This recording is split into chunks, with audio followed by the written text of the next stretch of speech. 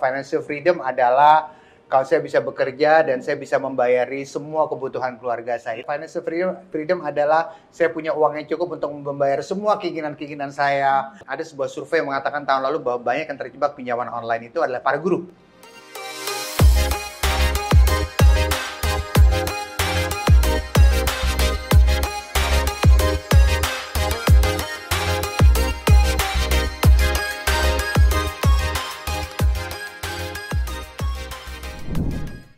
Halo Sobat Penabur di 15 kota, jumpa lagi dalam podcast Penabur Learning Center bersama dengan saya Vanessa dan rekan saya Ben Meyer, atau yang akrab saya panggil dengan Mr. Billy. Yes. Hai Mr. Billy. Halo Miss Vanessa, apa kabar nih Miss? Luar biasa, sehat dan bahagia pastinya. Top banget ya, semuanya lengkap. Harus ya? melengkapi saat ini kita Betul. mau podcast. Kita mau podcast. Nah, Miss, apa nih topik podcast kita kali ini nih? Topik podcast kita hari ini sangat relevan dengan semua kalangan. Semua kalangan.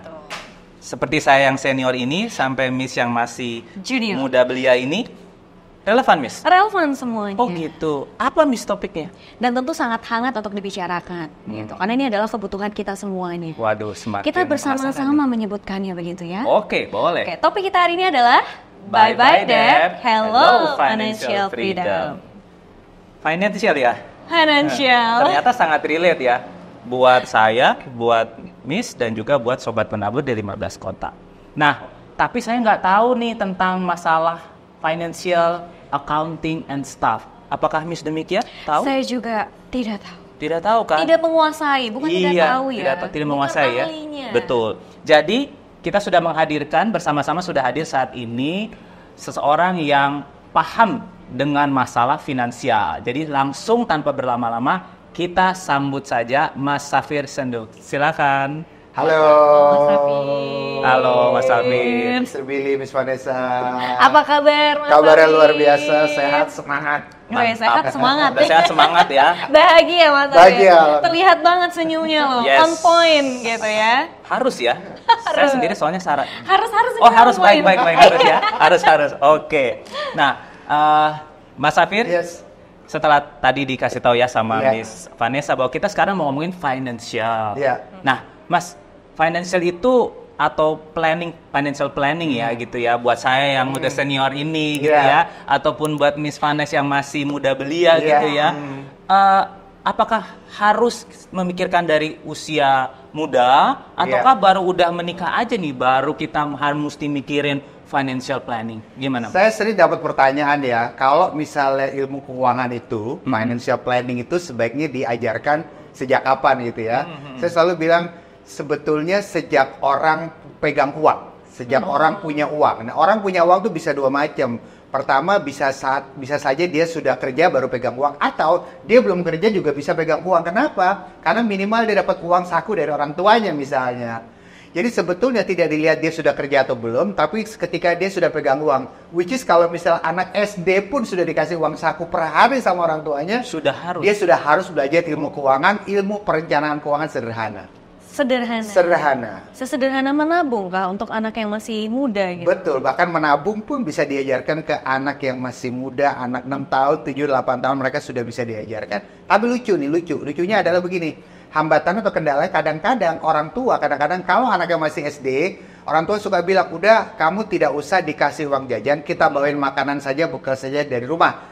Bawa bekalnya sih nggak masalah. Cuma kalau anak itu dia hambat tidak pegang uang sampai dia besar, ujung-ujungnya dia nanti harus belajar tentang uangnya agak terlambat. Lebih baik dia belajar pegang uang dari sekarang, salah pun nggak apa-apa, toh masih muda banget. Daripada nanti belajar uangnya pas baru SMP misalnya, dia harus mulai dari nol lagi pas SMP.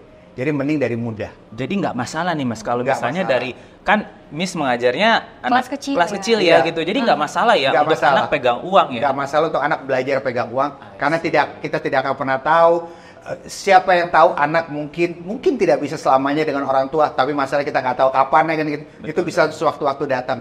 Dan paling tidak si anak sudah harus bisa survive dalam soal uang sejak dia masih kecil. Itu relate banget, karena di sekolah itu terjadi gitu Nah. Mas Safir. Anak-anak itu tidak bisa memegang uang, dalam artian mereka akan membeli apa yang mereka suka, Betul. padahal itu tidak diminta. Betul. Gitu, mereka akan spending banyak banget uang yang mereka bawa. Iya, betul.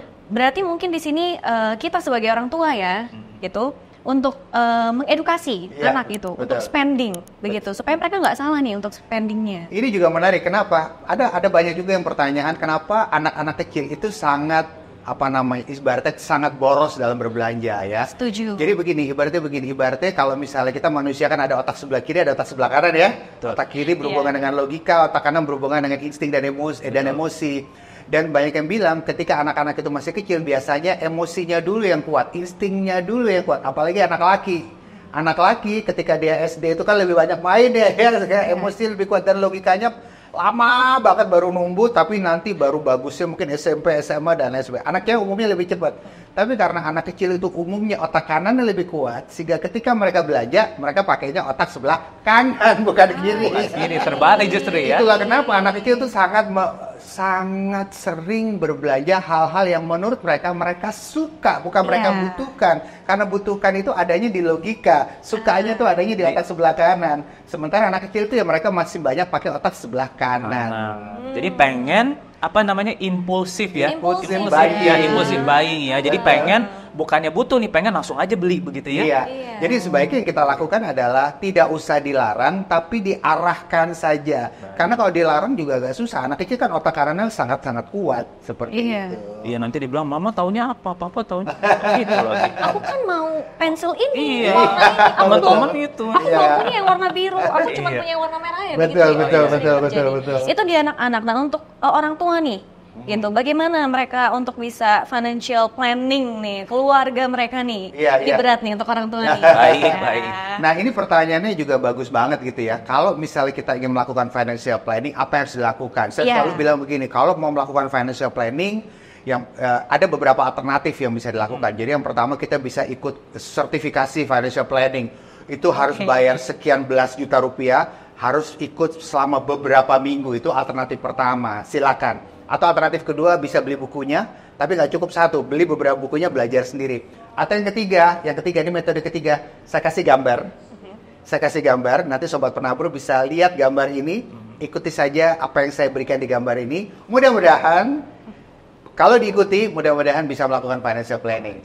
Wah ini gambarnya sudah ada nih. Nah, gambarnya boleh saya jelaskan di sini ya, saya bikin gambarnya ini kebetulan Oke. ada flip chart ya. Boleh, boleh. Oke ya. silakan, Mas Safir. Jadi, Ini kita sudah penasaran. jadi financial planning itu mirip seperti sebuah rumah. Jadi kalau rumah itu ada yang namanya fondasi. Di sini ini fondasinya. Ya, ini fondasi. Nah, ini fondasi rumah kita. Kemudian rumah itu selain fondasi dia juga ada bangunan. Betul. Nah, selain bangunan, rumah itu juga ada atap. Yes. Atap ya, atap. Wah, ini rumah kita ya. Jadi ini anggap saja ini rumah keuangan kita. Ya, ini adalah keuangan kita. Nah, yang namanya keuangan atau financial planning, fondasinya itu ada 3 macam. Jadi nomor 1, pastikan kita punya namanya, ini mungkin space kecil, PR, pemasukan rutin. Pemasukan rutin. Jadi pemasukan rutin itu adalah minimal kita punya kerjaan. Kerjaan itu tidak harus kantoran gitu ya. Seorang yang freelancer atau zaman sekarang banyak orang tua atau sobat-sobat penabur yang mungkin dia punya pekerjaan sebagai influencer atau itu kan ada income ya. Berarti seperti boleh itu. tuh ya. Boleh, gitu pemasukan ya. rutin tidak melulu harus karyawan. Kalau dia freelancer, mungkin angka yang dia dapatkan tidak tetap, tapi dia rutin dapatnya. Itu yang pertama, pemasukan rutin. Kemudian kedua, yang namanya fondasi keuangan kita ada namanya dana darurat, DD, saya nyebutnya DD. Dana darurat itu ibaratnya kalau negara tuh kayak cadangan devisa. Jadi kalau ada apa-apa sama negara tinggal ambil cadangan simpanan yang dia punya, dia bayar untuk pengeluaran negara. Nah, namanya keluarga, sebaiknya juga ada cadangan uang. Jadi istilahnya adalah jangan pernah kehabisan cash dalam keluarga. Nah, dana darurat saya selalu bilang gini, paling tidak setiap keluarga harus punya dana darurat 2-6 bulan pengeluaran keluarga. Jadi kalau sebuah keluarga pengeluaran sebulannya katakan misalnya saja 10 juta per bulan, dia harus punya dana darurat disimpan 20-60 juta di dalam simpanan dia. Itu yang kedua, dana darurat. Kalau keluarga ini punya cash minimal 2-6 bulan, maka next time ada apa-apa, mungkin ada COVID lagi, amin-amin mudah-mudahan Amin, enggak. ya. Tapi income-nya berhenti, dia bisa bayar pengeluaran keluarga dari dana darurat ini. Kemudian yang ketiga ini adalah, ini fondasi ketiga ini proteksi atau asuransi. P atau A, proteksi atau asuransi. Jadi proteksi atau asuransi ini adalah menjamin kalau kita masuk rumah sakit, ada yang bayarin dan kita nggak pakai uang kita sendiri.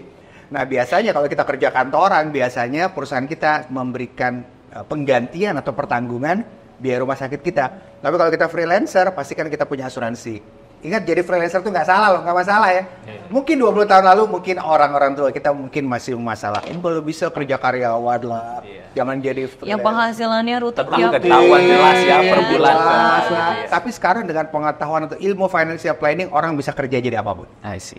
Tapi yang penting bagaimana dia mengelola keuangan. Ini fondasi ketiga nih, punya proteksi atau asuransi. Dan saya selalu bilang gini, setiap orang, siapapun dia, mau kerja, sudah kerja atau belum, minimal dia harus punya 2 asuransi ini minimal. Asuransi yang memberikan perlindungan rawat inap rumah sakit, ya biasanya BPJS. Kalau dia punya BPJS, itu sudah memberikan dia penggantian itu. Dan yang kedua adalah asuransi sakit kritis. Jadi asuransi sakit kritis ini adalah asuransi di mana kalau dokter memberikan dia vonis Anda mengalami sakit yang membuat Anda kira-kira 6 bulan ke depan tidak akan survive dalam hidup ini, itu namanya penyakit kritis. I see. Nah, maka perusahaan asuransi akan memberikan dia 1 karung uang besar dan dia tinggal bayar sendiri perawatannya. Jadi minimal ini fondasi ketiga. Jadi saya ulang lagi, fondasi keuangan seseorang minimal dia punya pemasukan rutin, kemudian yang kedua adalah dana darurat, dan yang ketiga adalah proteksi atau asuransi.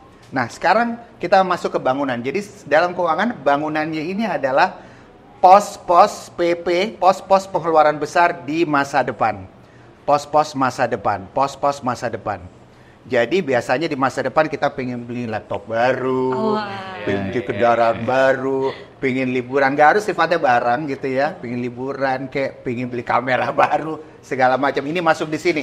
Termasuk mungkin buat para orang tua murid misalnya, mesti siapin uang buat masuk sekolah di penabur misalnya, itu adalah pos pengeluaran besar di masa depan. biaya edukasi anak. Gitu. Biaya edukasi anak. Jadi intinya pos-pos pengeluaran besar di masa depan bervariasi dari mulai wajib, butuh sama ingin.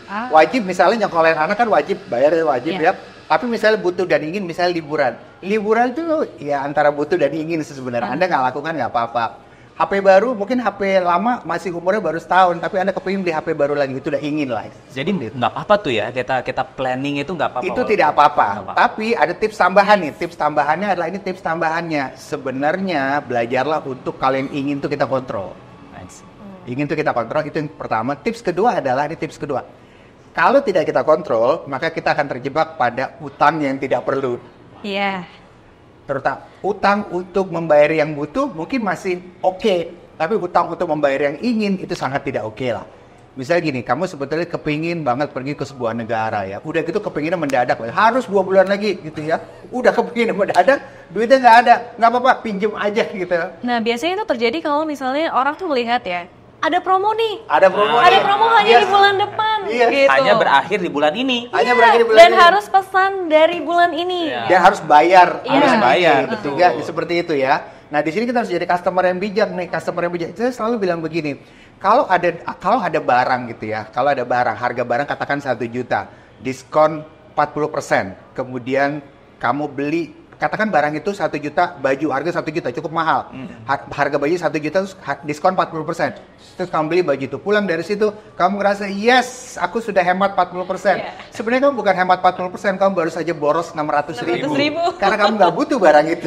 Ya, kita melihatnya terkadang dari sisi yang salah ya. Dari sisi yang salah, Kita hanya gitu. melihat promo yang ditawarkan, tapi justru kita kehilangan sebenarnya kita mengeluarkan sesuatu Mengeluarkan sesuatu. yang tidak kita butuhkan. Betul. Dan ini masih di soal bangunan ini adalah, ini tips ketiga dari saya adalah, kalau sebuah fungsi bisa didapat tanpa harus membeli, sewa aja sudah cukup.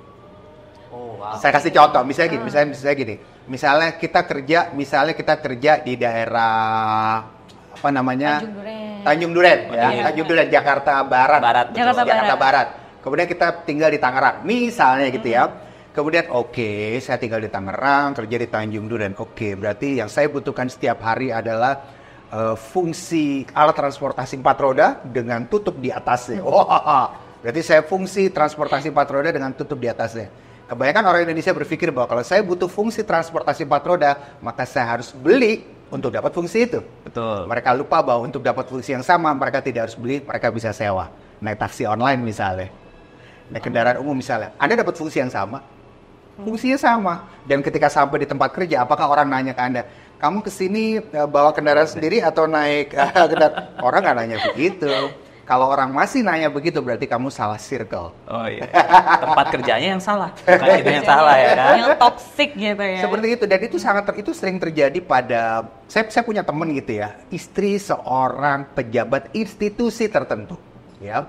Dia cerita begini, Mas Hafir, saya sering kumpul dengan istri-istri bos saya, istri-istri teman atau relasi suami saya. Dan kalau kami berkumpul, Mas Hafir, itu selalu masing-masing bawa tas branded. Wow. Kalau tidak bawa tas branded, tidak diterima. Tas branded itu berapa duit? Bu, aku bilang gitu. Ya, minimal 100 juta ya. Minimal 50 juta. Oh, Minimal 50 juta. satu brand. Dan kalau ganti event atau ganti acara, tasnya brandnya ganti juga.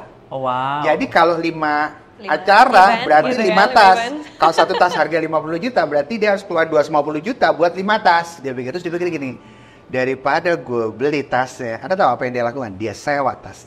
Dia sewa di sebuah tempat penyewaan tas branded, harga sewanya itu mungkin cuma 5%-an dari harga tas branded. Jadi kalau harga tas branded itu katakan 50 juta, dia sewa di situ mungkin 300 ribuan sehari. Iya. Dia cuma sewa dan dia datang ke event itu, ke acara pertemuan istri-istri pejabat itu dengan tas branded semua bagus. Pulang dia balikin lagi, uangnya lebih efisien karena fungsi yang dibutuhkan adalah datang ke pertemuan dengan tas branded. That's it, nggak ada masalah. Gitu.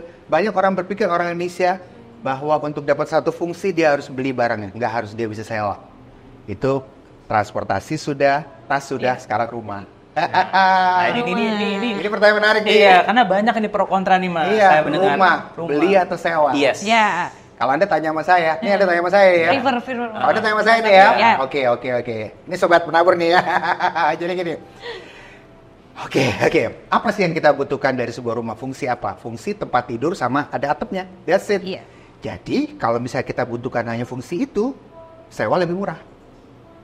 Sewa kita cuma bayar, ini terutama di Jabodetabek misalnya, 5% dari nilai rumah pada saat itu. Jadi kalau nilai rumah pada saat itu adalah 1M, ya 5%-nya mungkin 50 juta setahun. Itu jauh lebih murah. Jauh lebih murah.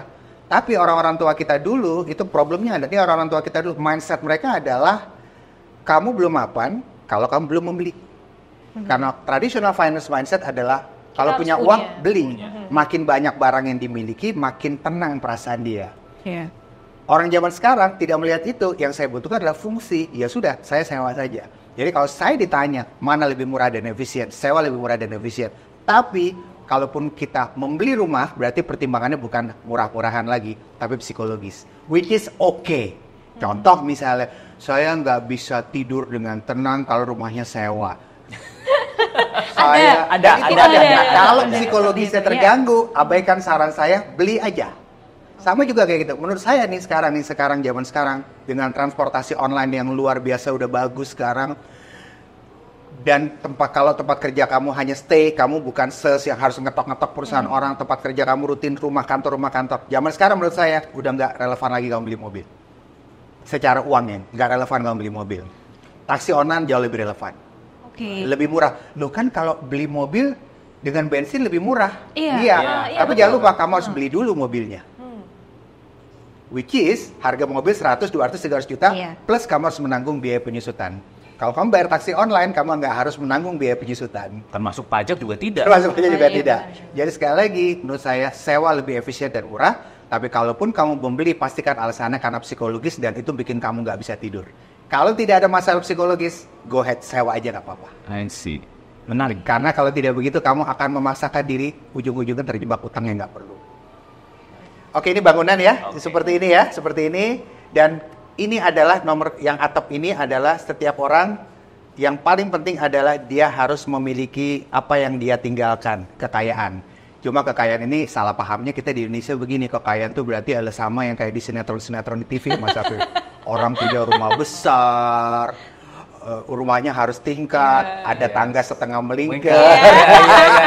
Traveling kan. Betul ya. Kayak di sinetron apa itu ya. Bener-bener. Terus selalu minimal ada kolam renang dan setiap pagi bapaknya turun dengan dasi, selamat pagi, Pagi. Ma. Selamat Makan pagi. rotinya dulu. Udah gitu rotinya nggak Rotinya habis.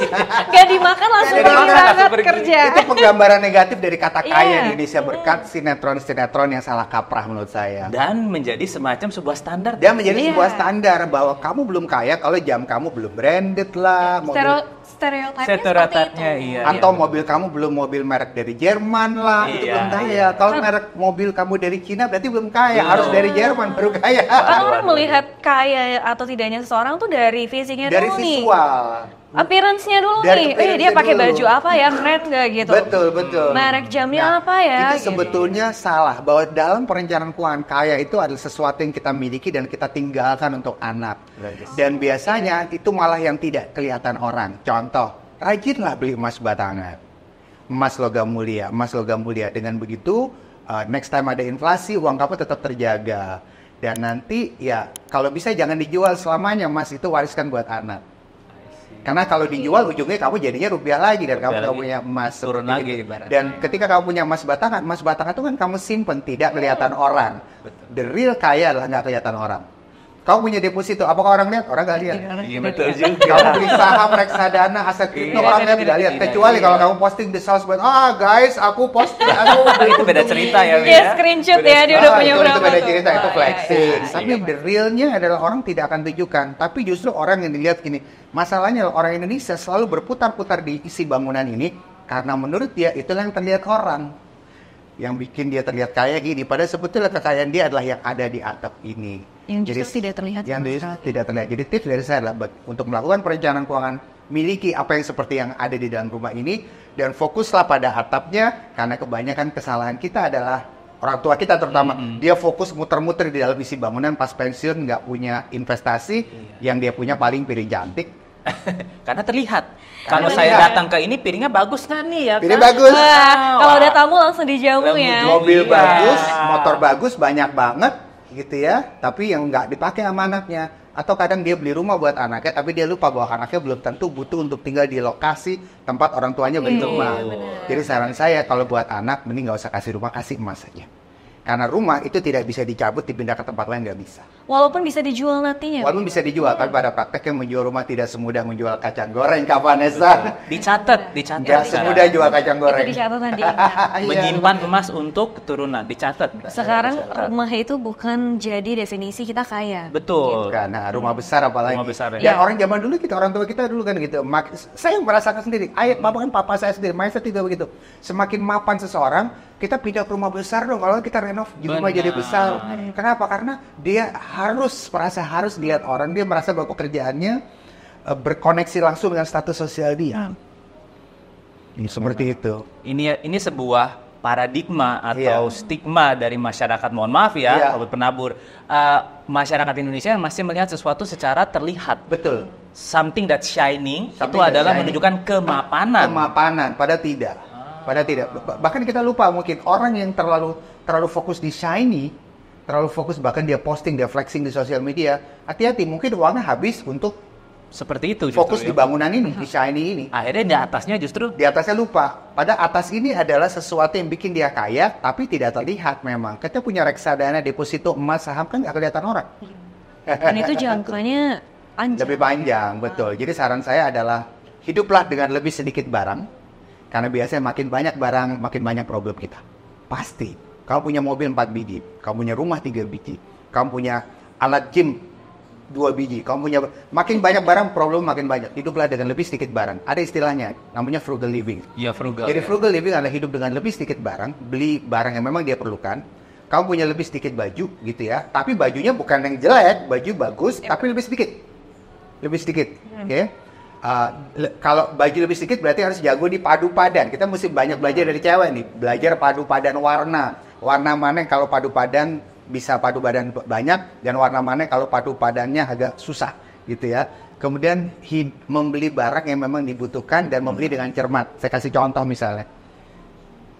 Kamu punya uang iya, tapi membeli HP edisi paling baru banget itu secara frugal living agak kurang memberikan hasil yang lebih besar. Beli keluaran tahun lalu, Oke. Atau beli keluaran 2 tahun lalu. Atau kadang-kadang beli tidak usah yang flagship, yang kelas menengah juga tidak apa-apa. Ini HP saya, kelas menengah, second. Wow, seorang Mas Rafiq. Seorang loh bisa menunjukkan loh sobat Ya, saya nggak sebut mereknya. Iya, iya, Saya nggak iya. sebut, bukan kelas yang paling bawah, ini kelas menengah dan saya beli second. Second. Harga baru, saya nggak usah sebut harga. Second. Karena ini ya Mas, mungkin karena fungsinya sudah terpenuhi. Fungsi sudah terpenuhi. Jadi kenapa harus mengikuti kata orang Iya, atau yang betul. diharapkan Atau orang harus yang gitu ya? terbaru ya. Iya. Dan saya berpikir bahwa ketika kamu membeli flagship, oke, flagship bagus, oke. Tapi tidak pengaruh dengan, saya tetap bisa buka sosial media IG saya, tetap bisa buka kok normal-normal aja, nggak ada masalah gitu. Nggak ada masalah. Ternyata yang saya lihat begini, kalau mungkin kita sering lihat ya, ada orang yang dia hobi pakai barang branded. Pernahkah Sobat Penabur atau kalian melihat orang yang dari atas ke bawah, dia penuh dengan barang branded kayak toko berjalan. Dan lihat, ini pun dari atas ke bawah kayak toko berjalan, tapi kita lihat, tuh kayaknya nggak pantas banget ya. Nggak cocok ya. Nggak cocok, Ya, ya. padahal ini dia kayak toko berjalan atas sampai bawah. Padahal mahal loh ini. Ada mahal gitu. Sebaliknya saya juga pernah melihat, dan itu sering ya, orang dia tidak pakai barang branded satupun, harga barangnya saya tahu bajunya nggak ada yang sampai 500.000 atas sampai bawah nggak ada. Tapi kok kayaknya menarik banget nih, kayaknya kalau nggak cantik ganteng menarik. Dia mungkin nggak cantik banget, nggak ganteng banget, tapi sangat menarik. Ternyata orang lihat dari kita apa? Cara kita berkomunikasi, wawasan kita luas. Pernah nggak kamu lihat sebagai cewek lihat cowok ganteng banget? Pas sudah ngomong, oh dia jangan ngomong. Langsung ilfil ya. Iya, Pernah lihat, udah ngomong ya? Dia ganteng banget. Tapi pas ngomong kayaknya. Langsung ilfil nih. Langsung ilfil. Ternyata orang tidak lihat. Baju ya. Nggak visualnya. Iya. Tapi yang penting kamu pakai baju nggak robek. Dan yang penting kualitasnya bagus dan wawasan kamu luas. Itu udah lebih menarik dibanding kamu pakai barang yang sangat branded. Tapi kamu komunikasi nggak bagus. Itu terjadi. It happens. Nah, cuman ini sangat bertolak belakang. Iya. Wah, ini saya mewakili kalangan muda. Ya, silakan Miss. Silakan. Dan, Ya. dan belum berkeluarga Iya. gitu ya, untuk membeli HP second Iya. gitu, atau yang hanya memikirkan fungsi. Sepertinya Iya. anak-anak muda nih nggak ke arah sana. Yes. Mereka lebih senang spending untuk fun, sesuatu Yes. yang fun, liburan, nonton konser, sehingga mereka kadang lupa nih untuk menabung. Iya. Justru mereka malah ya udah dapat gaji nih akhir bulan atau awal bulan, Iya. mereka spending dulu, Iya. sisanya itulah yang baru mereka tabung. Itu banyak sekali Mas Safir. Iya. Coba dijelaskan dampak panjangnya nih, efek panjang Iya. dari yang Kehidupan seperti ini nih, Sejujurnya impulsif ini nih. sejujurnya sosial media bikin kita bingung. Ada yang bilang anak sekarang itu latte generation ya. Kebanyakan ngopi gitu. Jadi kebanyakan ngopi itu kan berapa gitu. Ya, oh gitu ya. Terus Untung saya nggak ngopi. Oh, baik. terus akhirnya banyak anak muda berpikir bahwa gitu kita nggak boleh ngopi dong, sedih banget dong. Iya. Sebenarnya nggak gitu juga. Tapi jangan lupa bahwa sosial media adalah seringkali itu diisi oleh quote-quote. Dan seringkali pembuat quote itu juga orang yang dia nggak selalu punya pengalaman. Pembuat quote hanyalah seringkali profesinya pembuat quote saja. Jadi saya sering lihat teman-teman saya itu posting quote-quote, dia bilang mau aja percaya sama pembuat quote gitu ya. Karena pembuat quote seringkali nggak ada pekerjaan lain selain bikin quote. Gitu aja. Jadi intinya begini, intinya adalah ngopi perlu, apalagi anak sekarang banyak freelancer. Freelancer kreatifnya di mana? Di kafe. Betul. Mereka dapat ide lebih banyak di mana? Datang konser mereka happy, keluar dari situ mereka happy-nya ke bawah, moodnya ke bawah. Itu oke, nggak apa-apa. Ya, yang kita bicarakan adalah kalau bisa jangan belanja dulu baru nabung, tapi dibalik. Begitu Iya. dapat honor, nabung dulu baru belanja. Nah, itu Kalau dia Ini yang kalau sulit kalau dia karyawan, misalnya karyawan gajian tanggal 25 misalnya. 25 ya. 25. Begitu dapat gaji tanggal 25, transfer dulu beli emas atau beli reksadana, sisanya dihabisin nggak apa-apa. Sisanya dihabiskan tidak apa-apa. Saya dihabisin nggak apa-apa. Repotnya adalah untuk kita transfer beli emas dan reksadana itu nggak ada supervisor ya. Iya, betul. Jadi kalau kamu nggak lakukan nggak ada yang Nggak ada marahin. yang tahu juga. Ya. Jadi kalau tidak dilakukan pun ya sudah. Itu udah gitu ya. Tapi kalau kamu beli tiket konser atau apa, nggak ada yang suruh kamu sih. Tapi kamu dengan sukarela Otomatis lakukan. langsung ya langsung kan. bor tiket Iya. ya. Jadi saya selalu bilang gini, keuangan itu adalah hubungannya dengan psikologi. Jadi nggak bisa kamu datang ke dokter dan bilang, dokter saya mau berhenti merokok. Dokter tidak punya cara kedokteran untuk kamu berhenti merokok, nggak ada. Semua balik ke kamu, psikologi. Sama kayak kamu senang judi, misalnya. Nggak ada cara ini, nggak ada. Memang harus psikologis balik ke dia. Jadi kuncinya saya pikir pengendalian diri sih. Pengendalian diri itu yang penting ya. Itu. Nah, Kalau kadang nggak karena ada, kita karena kalau misalnya kita terlalu spending Iya. banyak gitu ya di hal-hal yang kita sebenarnya tidak butuh, bukan Iya. prioritas kita gitu ya. Yang kita sebut self reward. Self-reward. Ya, habis, lama-lama kita tertekan, kita butuh uang, Ya, Akhirnya kita akhirnya melakukan pinjaman. pinjaman atau berhutang. Self reward itu juga kerjaan sosial media juga sih. Pembuat-buat juga kadang-kadang self Betul, reward. iya. Iling-tiling ya kan? Iya, Harus ini iling, guys. self reward Mental health itu lebih iya, penting, Mas Afi, itu kerjaannya pembuat kuota aja Iya. sebetulnya. Tapi gini, sebenarnya kalau saya bilang self reward itu ya oke ya, tapi sekarang frekuensinya diatur. Healing tuh oke kok, tapi sekarang ini frekuensi diatur dan kualitas healingnya. Jadi ada orang healingnya itu dia belanja. Belanja itu adalah dia harus keluarin uang buat beli barang belanjaan gitu ya. Kalau barang belanjaannya mungkin sekadar pita rambut lah atau mungkin masih murah gitu Masih ya. kecil-kecil dan murah Tapi ya. kalau barang belanjaannya itu udah harus sepatu brand tertentu gitu, maka ada yang salah dengan diri Anda seperti itu. Jadi kalau bisa atur supaya barang atau jasa atau self rewardnya seperti apa yang tidak mengganggu keuangan dia. Liburan masih oke kan, dia experience, tinggal liburannya diatur. Kan liburan ada yang dekat, ada yang jauh, karena itu pengaruh ke harga tiket pesawat gitu.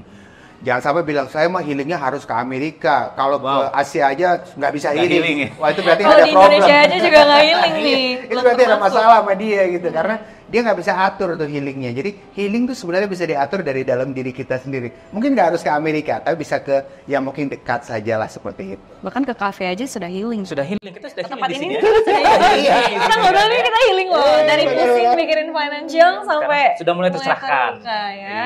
Nah kalau misalnya nih kita sudah terjerat nih. Iya. Wah, hutang-hutang. Yang penting bukan hutang budi ya. Jangan hutang budi. Hutang budi lebih berat nih. Hutang nih, entah Iya. batas hutang mana yang masih positif, dikatakan positif gitu. Karena kan nggak Iya. orang-orang nggak berhutang, Mas Afif. Iya betul. Zaman sekarang tuh berhutang itu tidak bisa dihindari. Kenapa? Karena Iya. produk utang tuh banyak sekali. Yes. Kemudian dia masuk di HP kita kok. Anda buka YouTube, ada juga iklannya Iya. di YouTube kita. Inilah, itulah segala macamnya. Agak sulit untuk dihindari. Tapi satu hal itu adalah utang itu ada dua macam ya. Jadi nomor satu itu adalah utang yang produktif dan utang yang konsumtif. Nah kebanyakan dari kita utangnya utang konsumtif. Nah utang konsumtif itu kita harus lihat dulu. Nomor satu, lihat kepada siapa kita berutang. Karena kepada siapa kita berutang akan sangat menentukan bagaimana kita membayar utang tersebut. Kalau kita lagi nggak bisa bayar, bagaimana kita bernegosiasi kalau kita nggak bisa bayar. Dan nomor dua, perhatikan bunga utangnya. Nah, ada beberapa pihak-pihak pemberi utang yang bunganya sangat-sangat tinggi, sehingga tadinya kita punya niat untuk bayar, pas mau bayar benar-benar nggak sanggup. Iya. Saya selalu bilang gini, kalau tempat utang itu bunganya tinggi, dan Anda tadinya niat bayar, tapi sekarang benar-benar nggak sanggup bayar, Anda harus ngomong terus terang bahwa Anda nggak sanggup. Tidak usah jadi jual barang lagi, tidak usah jadi pinjam lagi, tidak usah. Iya. Kenapa? Karena memang sudah jelas itu aplikasinya memang agak-agak nakal. Kenapa? Mungkin aplikasinya resmi, tapi dengan bunga tinggi dia seharusnya tahu bahwa dia menjebak masyarakat. Seperti itu. Jadi saya selalu bilang, pada beberapa kasus Anda bilang Anda tidak bisa bayar, itu it's okay. Daripada dia harus jual barang, daripada dia harus minjem lagi. Seperti itu. Pada beberapa kasus yang mungkin bunganya rendah, dibayar saja nggak apa-apa. Kalau nggak bisa, dia mungkin bisa jual barang nggak apa-apa. Toh bunganya rendah. Seperti itu. Jadi sekali lagi harus lihat kasus per kasus seperti itu ya.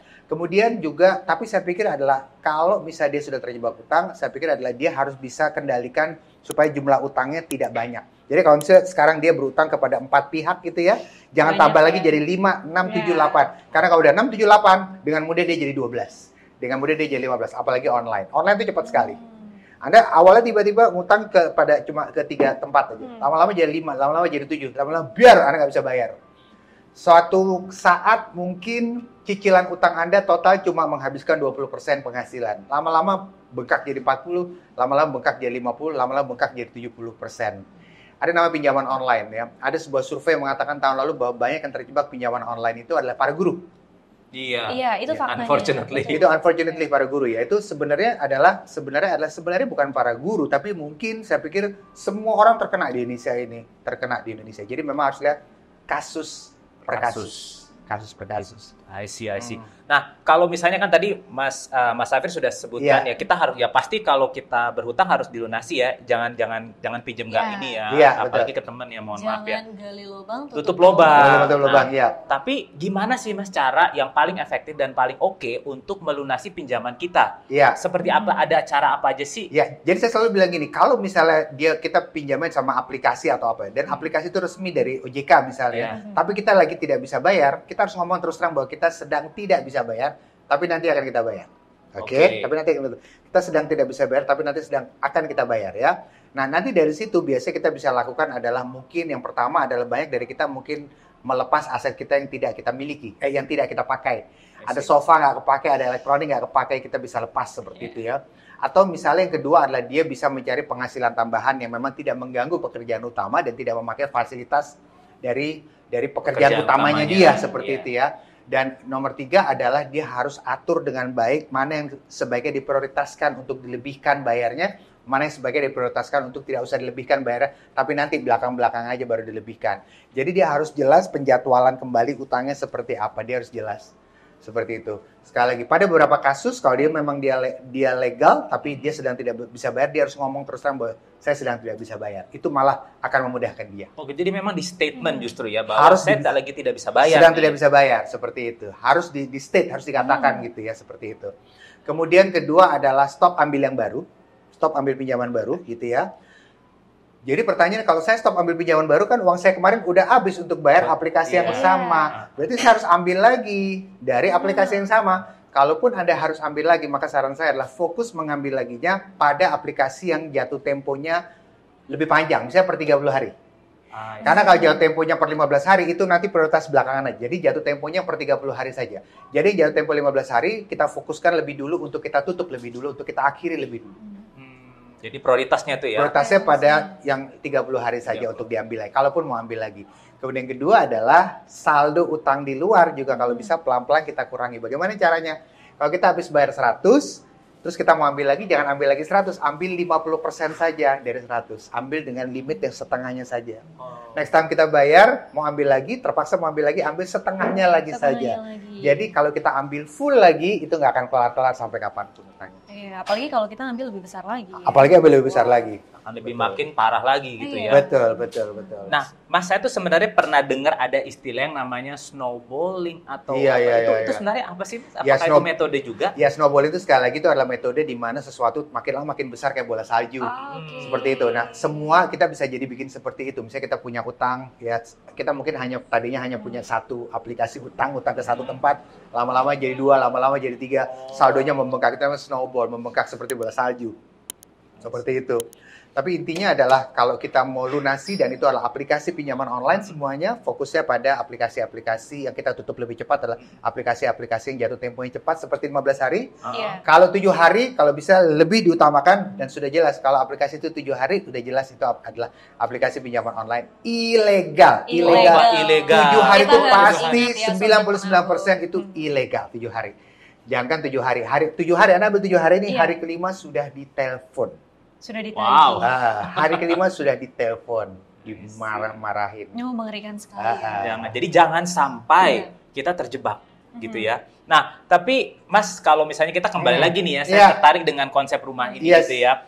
Kalau misalnya kita lihat, oke, mungkin kita dalam satu kondisi harus berhutang begitu ya. Lalu apakah kan ada ini namanya yang bagus adalah financial freedom gitu ya. Lalu seperti apa? Apakah financial freedom itu benar-benar nggak punya utang atau kayak apa sih Mas the real definition of financial freedom?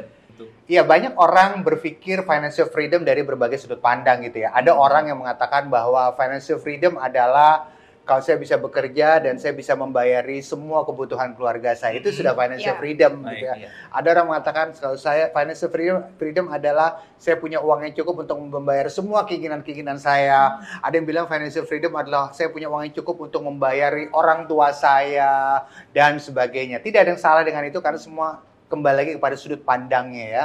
Tapi menurut saya kalau secara finansial, financial freedom itu adalah membuat uang bekerja untuk kita Tapi dari sisi positifnya adalah kalau kita bisa membuat uang bekerja untuk kita bisa fokus melakukan apa pekerjaan yang kita sukai. Bukan berarti kita nggak bekerja.